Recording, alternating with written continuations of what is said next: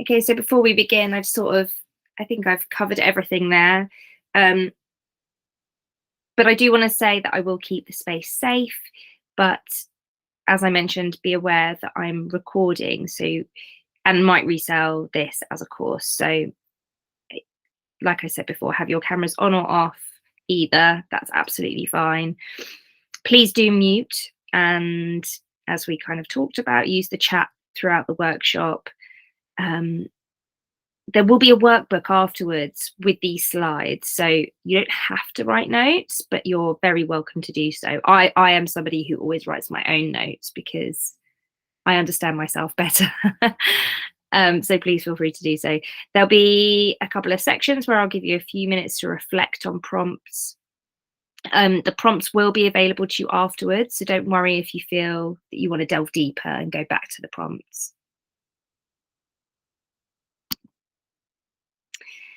Okay, so expectations. What I'm telling you isn't rocket science. You'll almost certainly have been told all of it before. You could definitely Google it. What I'm providing you here is a space to work through your podcast idea and guide you to hone it into a workable niche so that you can fly off, make the decisions you need to make with a little bit more ease. And ultimately, I want you to feel confident that you know your mission so that your podcast will be sustainable. Because what I always say is that the only thing that separates any podcaster is that the people who are still going are still going. And that's because they've worked out a sustainable way to do it. Okay, so let's get into it then. Niche. I know that people hate this word. I really, really know. And I used to, and I do still sometimes hate the word, or hate the way that the word's used. So I wanted to talk about some myths. Myth number one: niche doesn't guarantee success. Whatever anybody tells you. So I guess that's not the myth. That's the antidote to the myth. Number two: success is totally subjective and is made up of many, many factors. And lastly, replicating others' success through their blueprint rarely works, if ever.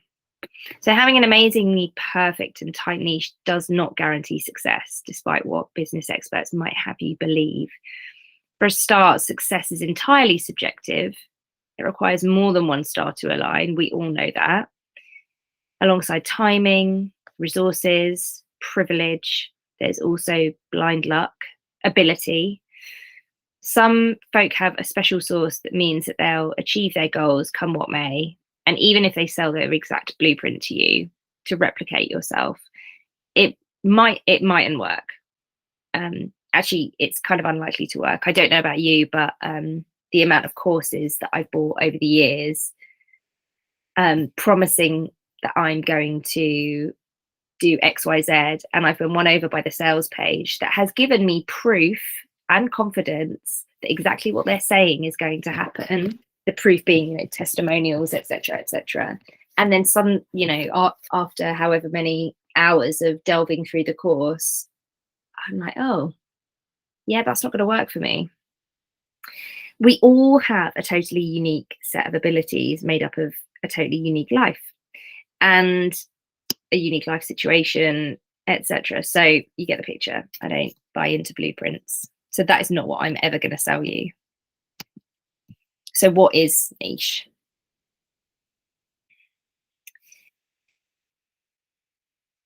As I said to you before, what successful podcasts all have in common is that they are still going.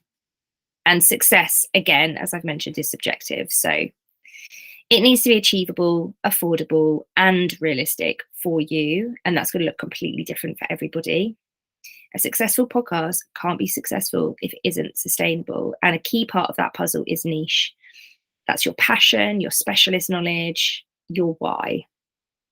Niche essentially means a specialist area that a group of people are interested in or want to buy or invest in. And I'm specifically not going to talk about, what people are going to buy from you, because your goal with your podcast isn't necessarily going to be quantifiable and down to driving sales, etc. It might be just, increasing awareness, or it could just be something as unquantifiable as I want to start a podcast because I've always wanted to and I want to see if I like it. So, going back to the specialist area, that could be something really abstract. You could be your niche. Think of lifestyle influencers whose bread and butter comes from a group of people aspiring to be them or like them. They are their niche within a broader category of, fashion, lifestyle, home, etc., etc. The idea that our niche should be tidy and explicit enough to write in our bio. I'm thinking of I'm Lucy and I help insert dream client do the thing you teach through how you teach it. The idea that we should be able to easily fill in those blanks, it works really, really well for some brands or small business owners, but absolutely heaps of us don't fit into that neat formula. And that's okay.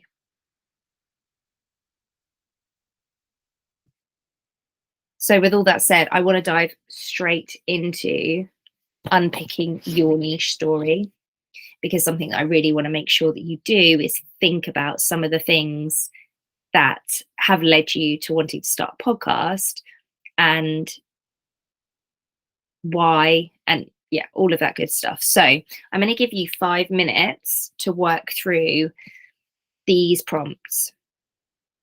So why are you starting your podcast? What do you believe your niche to be at the moment? Do you have one?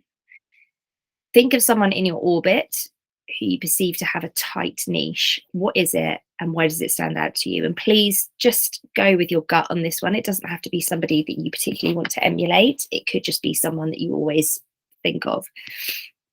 What's blocked you from honing into a tight niche? How would your goals change if you nailed your niche?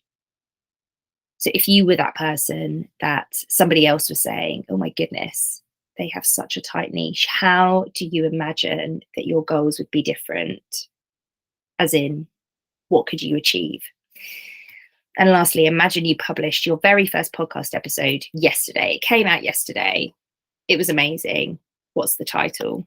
That one's a bit harder, so you might not get to that. And that's probably something you need to think on for a little bit. So 5 minutes to work through this.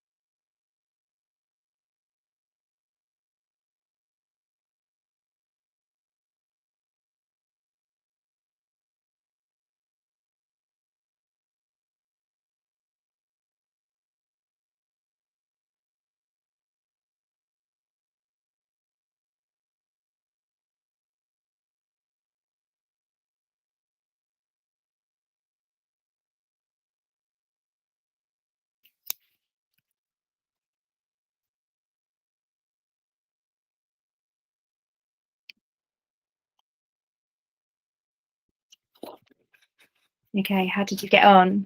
You don't have to share, by the way, but if you do want to, that would be great. Yeah, I don't mind sharing. So, as you know, I had a podcast in the past that I haven't been able to keep going for the very reason you stated earlier, is it was absolutely unsustainable because I wanted to do only in-person interviews all over the world, which was before COVID. And then I was really having fun with all the post-production part of it, which is something I still love, but I was like spending way too much time on it, like talking days and all of that. But that being said, I really love the podcast format. You know, I listen to a lot of podcasts. I find with whether it's newsletters or social media, sometimes you can't add as much nuance as you'd like when you're talking through a point, and that's something I'd really like to like sort of investigate in a podcast, and also like get closer to my people, you know, so they can hear my voice and so on. So really, I'm keen to get back into it.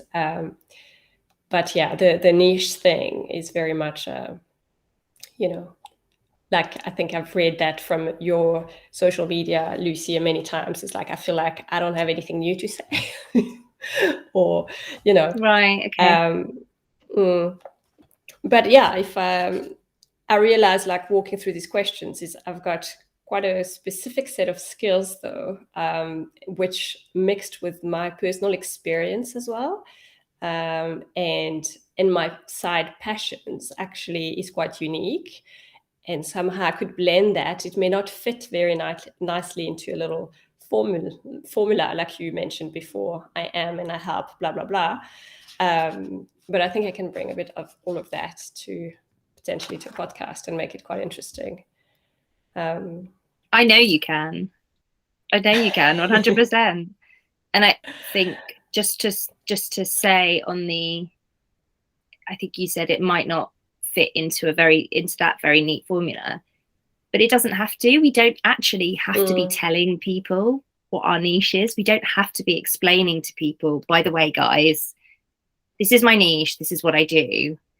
We don't, it doesn't have to, that doesn't have to be a thing, because if we think about you know, what niche really is, if we're nailing it, our people are coming to us because they are, because it's nailed. They know what they're coming to you for. They don't have to have that hammered over their heads. And that is something that has come about because of capitalism, and because that's a very nice, neat, easy, shortcut way to make money, and also sell to people how they can make money, because it's very quantifiable and you're delivering something to somebody. So I'm going off on a tangent now. I could talk about it for hours and I won't. Anyway, yes. Francesca. Is it Francesca or Fran or? Francesca's fine. Francesca. Well, to be honest, I think it's been maybe 2 years I've been thinking about having a podcast, since when I started to listen to podcasts, I think. And because, as Mary was saying, is you can feel the personality of the person who's speaking, and it seems like you're chatting to them.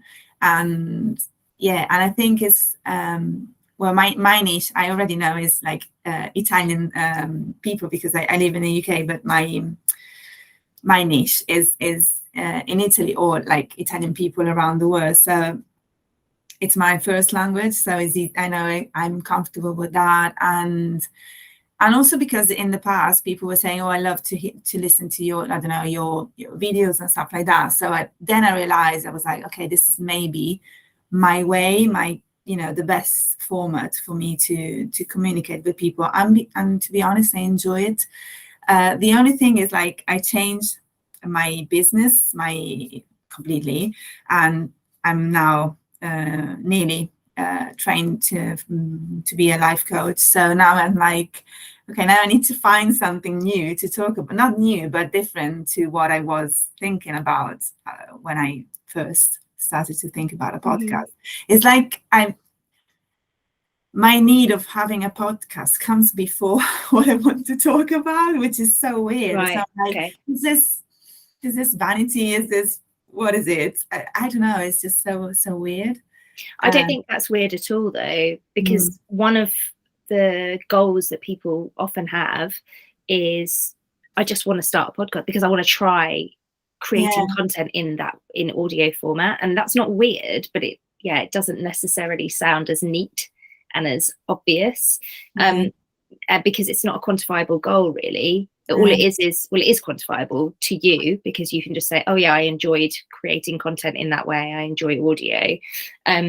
So I think that's a really good goal to have. Don't let go of that. Keep hold of that. Don't worry about the other stuff. I will. Thanks. I'm gonna thank you so much for sharing. I'm just gonna go back to presenting.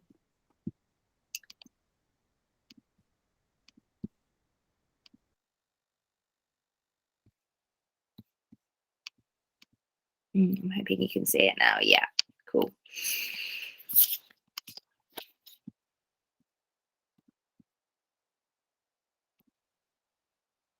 Okay, so this ties us neatly into passion, because passion is the only thing that's going to get you through.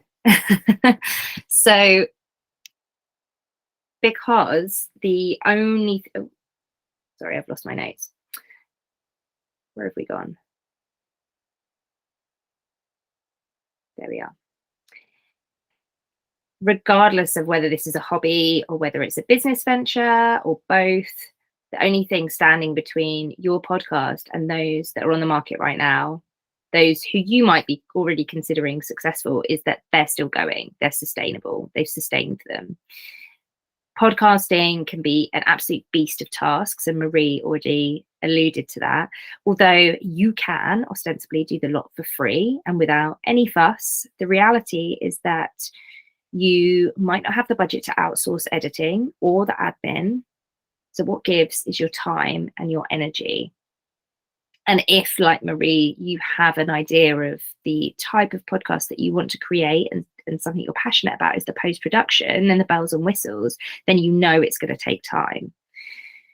What's going to push you through when you literally cannot be asked to sit down and record an episode or edit it or upload it, write the show notes for it, promote it? Your passion.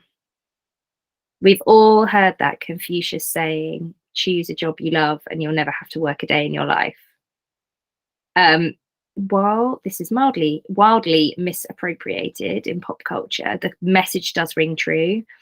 When you're doing something that you love, it kind of means removing the barrier of effort, or at least subduing the barrier of effort. So if you're worried that your passion isn't clear or isn't actually what you'd planned to podcast about, like Francesca, I want you to think a little less obviously. And I'm hoping that the exercise coming up is going to help you frame your passion and podcasting in a different light. And I just want to say at this stage, I didn't do any of these things when I started.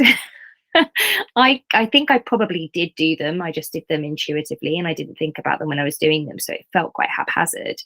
Looking back in hindsight, I can pick apart the strands of what was happening, but I didn't sit down and do things in a chronological, clear way, in the way that I'm teaching you. But what I'm bringing to the table is the self-awareness of how the things that worked in my podcast did work, and my experience of bringing clients' podcasts to life or empowering them to do it themselves. And believe me, everything that you are thinking, all the blocks, I have heard them before. So please know when I tell you to think about the detail, that's where it's coming from. I'm not trying to be annoying. So the next reflective exercise, which I'm going to give you 5 minutes for again, is your passion. What do you love to do in your free time, or that you do even if you weren't getting paid for it? What do people regularly tell you you're good at? And it doesn't have to be a task, something obvious. It could just be that you're a good listener, or that, anything. What would you love your podcast to help you to do? For example, make more money, have more time at home, connect with experts in your niche. etc., etc. Try out audio content, just have a podcast. I'll give you a few moments for that.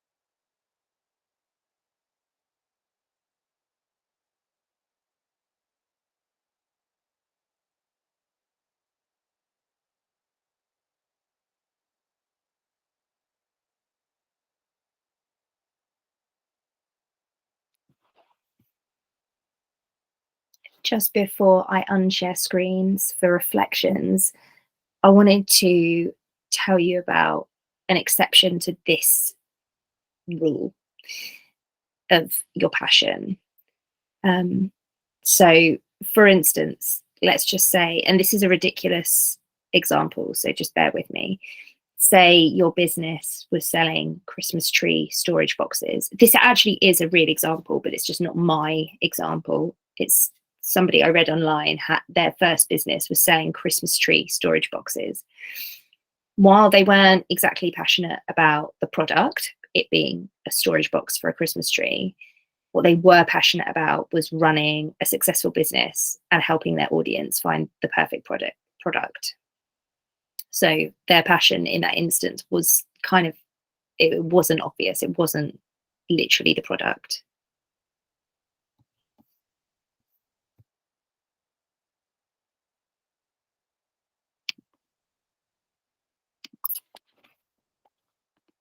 Okay, how was that for you both?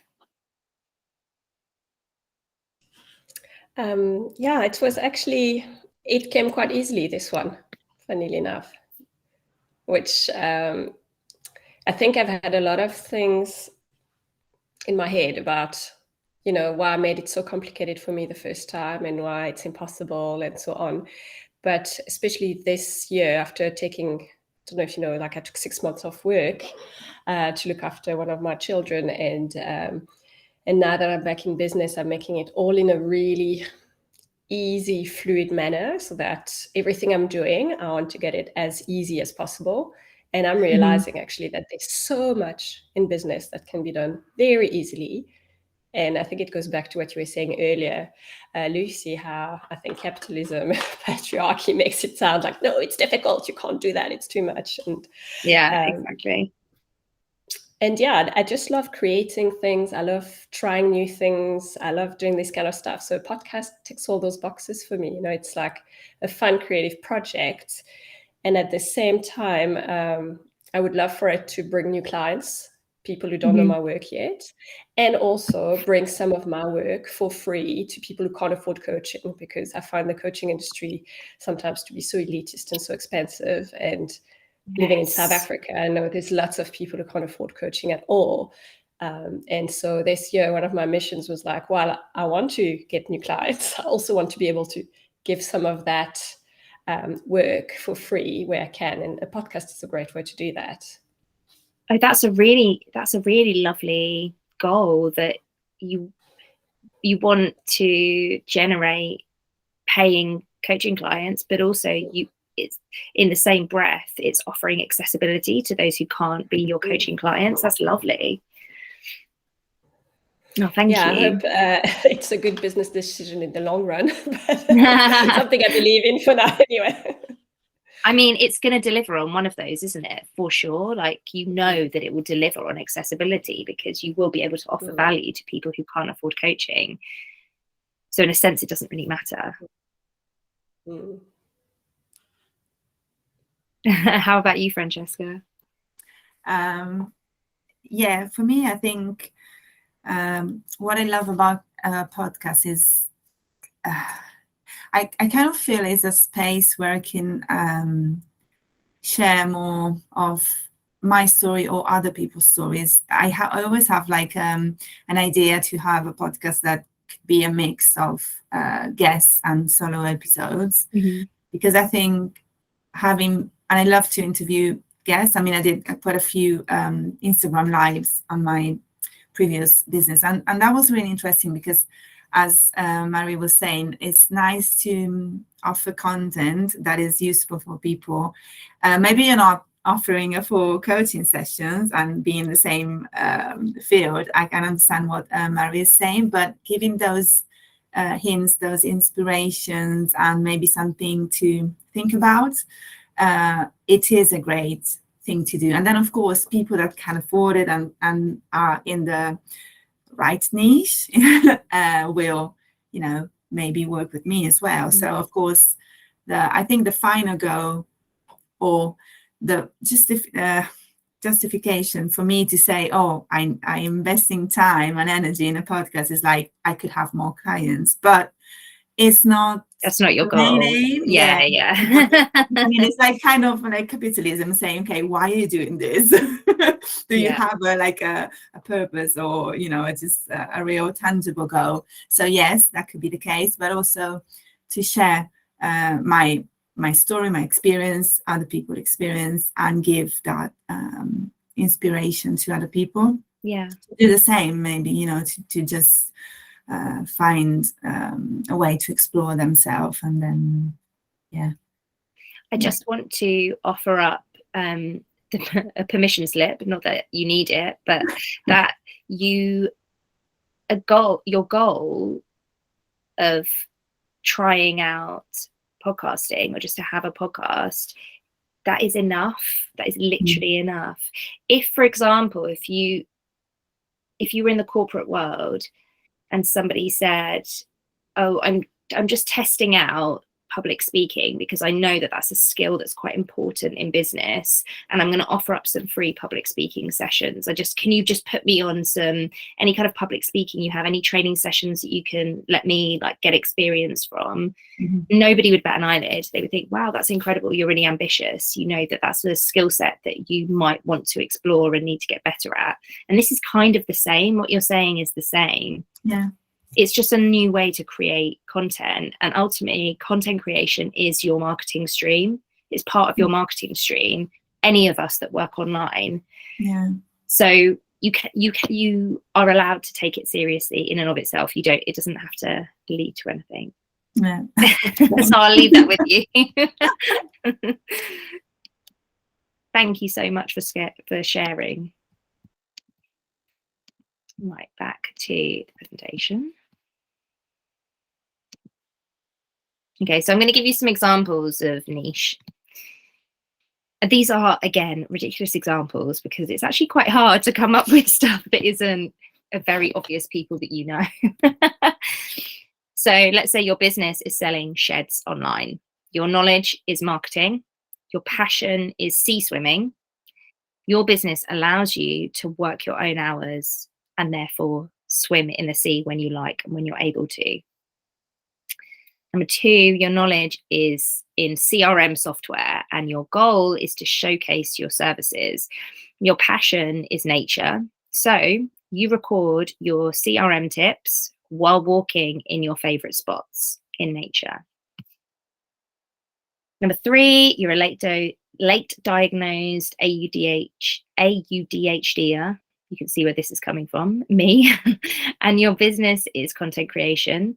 You're growing an online community of neurodiversers through podcast episodes with hacks and helpful mindfulness exercises. That was a bit of a tongue twister. So some different examples of niche for you there that I am kind of putting it together. Okay, so the last section, my specialist subject is. So the second factor in the niche formula, and I'm using formula loosely, I hope you appreciate what I'm saying here. So the second factor in the loosely termed formula is your specialist knowledge. Lots of people mistake their niche to just be this, just their specialist subject. So for example, somebody might say that my niche is podcasting, and it's not just that. And the reason that that's a mistake to just say that your specialist subject is your niche is because A, what you know isn't who you are, and B, what you know doesn't define your mission or your values. And of course, it doesn't separate you from the next person who also has the same specialist subject as you. There are a lot of people in the business coaching world, for example, that how their clients find them and how they know they're the right coach for them is very rarely down to their specialist knowledge. And I would also argue that, rightly or wrongly, it's not always down to the credentials that they have or the experience that they have.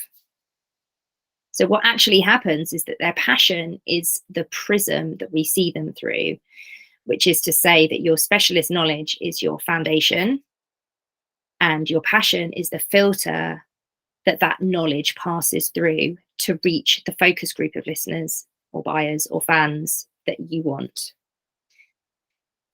So your knowledge, your niche is your knowledge plus your passion. The two are important because your people will find you through both, and your passion is the filter that your listeners, your people, your fans are going to see you through. And actually, a lot of people would argue that your niche is your knowledge, your passion, and therefore the audience.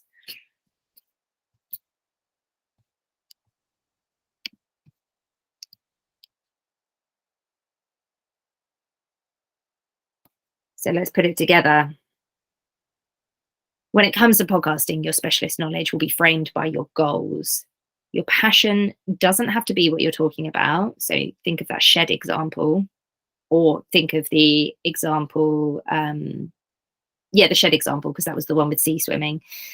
So defining your niche makes all of your decisions easier, and it helps clarify your mission for your listeners, for your sponsors, for you as well. So, like I say, when it comes to podcasting, your specialist knowledge is going to be framed entirely by your goals, and your goal might be as easily definable as cover my running costs. I just want to break even. I need to outsource creating the cover art, so I know my upfront costs are going to be however much, and therefore I just want to make sure that I can cover that in some way. It could be increase client leads, it could be grow your email list, but it could also be more abstract, or something like increase my brand awareness, cement your authority as a thought leader in your field, or create community of XYZ enthusiasts, or just create a community of people who want to hear what you're saying. It could be try out creating audio content. So Francesca, you know that I have had this I've had this problem come up a lot of times. A lot of people literally just want to try out audio content. They don't feel that they're allowed to do that. So it's a bit of a two-parter then. So if you know your specialist knowledge, that's brilliant. If not, start by defining your podcast goals. We're back to the very last exercise. What are you paid to do already, or have been asked for your expert advice on. If you had to do a TED Talk tomorrow with no prep, none at all, no cheating, what topic would you choose? And what are your goals for your podcast, abstract or otherwise? I'm going to give you about 4 or 5 minutes for this.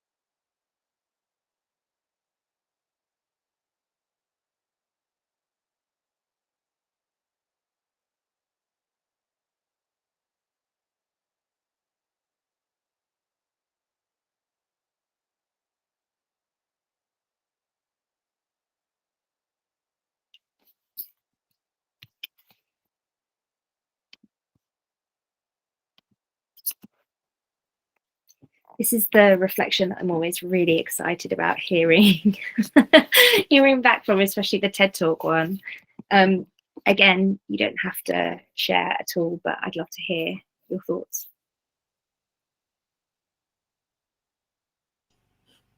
Okay, I'll go first. Okay, so what am I being paid to do, or am I an expert on? Self-belief and coaching, art and creativity. Also from my previous life in the corporates, customer relations and digital marketing, which can become very handy for artists and creatives who don't necessarily know how to do that. And more recently as well, I'm doing a ton of research into neuropsychology and neurodiversity with my son who's been diagnosed as neurodiverse, and I'm strongly suspecting I am too. So it's actually this sort of rabbit hole that's on the side is actually coming back in a lot of topics I'm thinking about, and it's actually quite interesting to see how it can all blend together. So, which brings me to how my TED talk, I suppose I could talk on how nervous system safety is the key to greater creativity for highly sensitive and neurodiverse artists. Could write a thesis on that, right? So interesting. Well, I would watch that TED talk. Oh, cool. Maybe that will be my first podcast episode. Yeah, oh, it should be. It's really interesting. Thank you. And then, yeah, in terms of goals, it would be, for me, it would be more leads, maybe increase my mailing list and also my sort of audience, quote unquote, of people who get for people to work with me. But also, like I said before, is to create content and make it accessible to a greater number, especially in countries where people can't afford coaching rates. And also something that was there from my very first podcast is to encourage women and anybody in any minority, whether they're gender diverse, neurodiverse, anything, to share their voice, to be heard. Mm-hmm. And by me doing that is hopefully encourage them to do it too. Lovely, thank you. Wow. What am I paid to do? It's to coach. Basically, women around their 40s that want to start a new job or change something in their life because they feel the need to change. And maybe they feel like they're not right, they're doing something too selfish, but, knowing that they can do it and just supporting them to find their own way. And this connects me to the TED Talk. I would talk about the zone of genius and how you can get there, and that is not you wanting to have something, just because you need it, but it's because you're meant to be in that zone rather than the zone of excellence, which is, I discovered it myself. So I was like, oh, wow, is this really a thing? So I would share my story, like in business wise, and hopefully encouraging other people see that sense of I need to feel fulfilled, and I need to be doing something that I think is useful. It's not a bad thing, and it's not like I'm neglecting my family or my duties, or I'm 40, where do I want to go? But just allowing people to trust that they can still do it, and it's absolutely normal. It's just a phase in our lives. So yeah, it will be around that. And the goal is, I think, create community, let people know they're not alone in this. And when you listen to stories of other people that made it, or they, just knowing that this is a thing kind of opens up hope. And you can do it. So yeah, I think inspiring people in this sense, of course, new clients, as an ultimate goal, just because, not just for my business to grow, but also because this would mean that they can then find their own way, their own zone of genius, and so on. Yeah. And that is allowed to be a goal as well. It doesn't have to, you don't even have to inspire anyone. You're allowed to have goals like that for your business. You're allowed to want your business to flourish and to make money. But again, that's a whole other unpicking of patriarchy and capitalism and all the rest of it, isn't it? But both of you, you have such clear, you've both got a very clear vision. Like, it's really clear. Whether you both can see it or not, it's incredibly clear to me. And both, when you were both talking about what your TED Talk would be, and the reason I really like that question or reflection prompt is because I think it for me, it makes it very clear to me what it is that you want to talk about and what is your thing. What is your thing? And I guess Zone of Genius is exactly what it is. What's your calling? And the TED Talk is just a really great way. It's a really great reflection for me. And I wanted to watch both of your TED Talks immediately, and it really sparked stuff for me and was like, oh yeah, that's really interesting. Because I'm probably in both of those categories that you're talking about, which is why you've come to me to buy something. That's where we've crossed over. So yeah, I am excited about both of your podcasts. So before we finish, and we've got time now, and I've almost timed it perfectly that I have 10 minutes at the end. I wanted to say that, well, thank you so much for being here and for being open to all of the reflections and open to sharing as well. In terms of housekeeping, the replay will be up on Thrivecart in that student area. And if you have any problem accessing Thrivecart, sometimes people do, then you can just either, if it's a technical thing on the website, then you can email them or you just email me. So the replay will be up, and also the PDF of the slides and all of that sort of stuff will be up. But you can email me. I'm very slow on email because I get so many. So be patient, or just email me again and chase me on Instagram or something. Because I know that sometimes after these sessions, you can come away feeling really confident and then think, oh no, hang on, I've got more questions, or I feel a bit wobbly. So I'm here for you. And also in Slack, there was a link to the Slack community. So you can also use that if that's something you're more comfortable with. I'm not there very often, but it's a good way to get kind of easy access. And there are other podcasters in that group, not many, but there are other podcasters in that group. So you can also use them for support.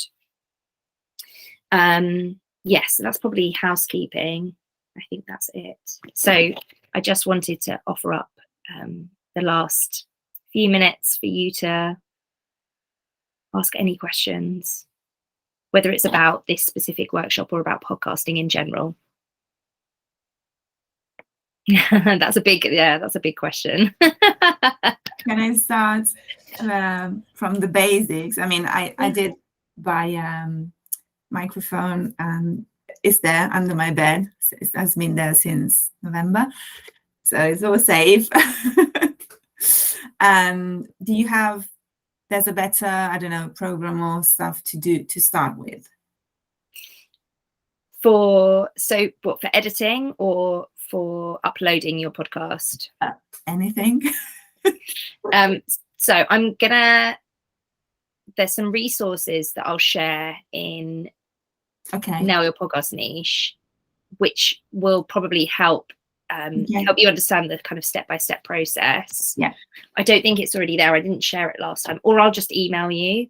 I'll email you. Yeah. But yes, I have some recommendations. So for hosts, there are 3 that I recommend: Libsyn, Captivate, and there's one other, Acast. One of them's free, one of them is a bit cheaper, and one of them's kind of the higher end price, but none of them are particularly expensive, and they all offer slightly different things. All of them I've used and recommend, so that's what I would suggest. In terms of editing, I always encourage people to either use Audacity, which is free and you can just download it, or Adobe Audition if you want to do a bit more kind of complicated, or a bit more post-production. If you want to do that, that's what I use, Adobe Audition, one of the tools that I use. But there are a lot of things nowadays that are set up for you to do everything to do with the podcasting. So from recording it, even recording remotely with guests, through to editing it, through to uploading it. So complete end to end. So it's worth having a little Google, and if that's something you want, and obviously most of them cost money, but there are things like Anchor, which I never recommend. But you know, if you want something that's completely free that does it all, there is Anchor. Okay. Yeah. That's a lot of information, but I'll put it in email as well, so it's a bit more easy to digest, and then you can come back and ask any questions. Okay, thanks. So that'd be the first thing I would say. Yeah. Okay, thanks. Marie? Yes, You've done it before, so you... Sorry, go on. Yeah. No problem. I've done it before, but like in the most complicated ways, and I really want to make it simple, like shorter episodes with less post-production and less work. But my question is, like, obviously now what I would talk about now would be a little bit different to what I did last time. Is it worth like starting from scratch a new podcast, or like picking up where I left, and would you just pick up where I left? Yeah, I would with you, because your podcast title is all encompassing. You can change the cover art, you can change the title if you want to, but I wouldn't bother. I would just pick up where you left off. Otherwise you're adding extra steps that you just don't need to add in. Okay, yeah. And you think like just on the top of your head, a voice of one's own could still continue with that sort of what I'm talking about, and yeah, definitely. I mean, does that still resonate with you? I still like the title because of the reference to Virginia Woolf, and you know, it's kind of like, I think artists would resonate with that too, and any art or any creativity is sharing your voice, and podcast. So I suppose that works, you know, and also I need to make things simple for myself. Yeah, I would say that you've done well there, because you future-proofed it. Yeah. Maybe accidentally, but still, yeah, I would just stick with what you've done before. Yeah, and you were my very first interviewee there. I was, yeah. I wanted to say the fact that the, you know, more complex or more bells and whistles production, or the production value that you want to go for with your podcast, does tie into your brand. And I don't necessarily think you should completely dilute it, because it's a part of your creativity. It's how you express it. So another way around that could be that you just plan to release episodes monthly, or that you do a kind of one-on-one off situation, where if you have you have interviews mixed with solo episodes, and the solo episodes, you still have that high production value, but you set up a bit of a way of making it reproducible, you know, easily reproducible. So I wouldn't walk away from that side of things personally.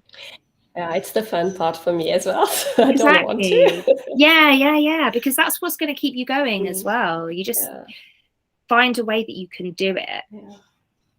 And just one final one. What do you think about like video podcasts? You know, having a video version of your podcast, is this something that's valuable, or it's not really, or what's in your experience? Yeah, so it can be really valuable, and I think if you are able to do it, then great. But obviously it depends on your audience, of course, as well, because if there's nowhere that your audience only, you know, the majority of them read your newsletters or your blog or whatever, they read your static posts on Instagram, then I mean, I still would say explore it, but the big but for me is that sometimes that holds people, in fact I know it holds people back, because they think, well, everybody nowadays is sat in a studio together recording, and they see these snippets on TikTok and Instagram of these people sat around with their microphones and in a studio recording a podcast, and that's not the reality of the majority of podcasters. And actually there was some research end of last year, where a bunch of podcasters were, like thousands of podcasters were interviewed asking if they were planning to move to video podcasting as well, or whatever. And the vast majority, it was close to 70% said no, they were just sticking with audio. So, I mean, it could be worth it. I don't necessarily think you should do it. It's an easy. Yeah. The benefit, I would say, to video podcasting is if you have the video and then you automatically have the audio, and it lends itself well to repurposing across multiple platforms, including platforms that are actually very beneficial, where organic growth, etc., is big at the moment. TikTok, Pinterest, YouTube Shorts. So it's a yes and a no. It depends. Yeah, no, I hear what you're saying.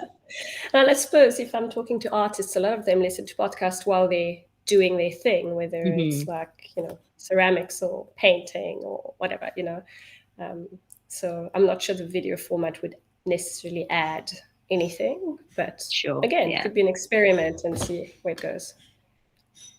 Yeah.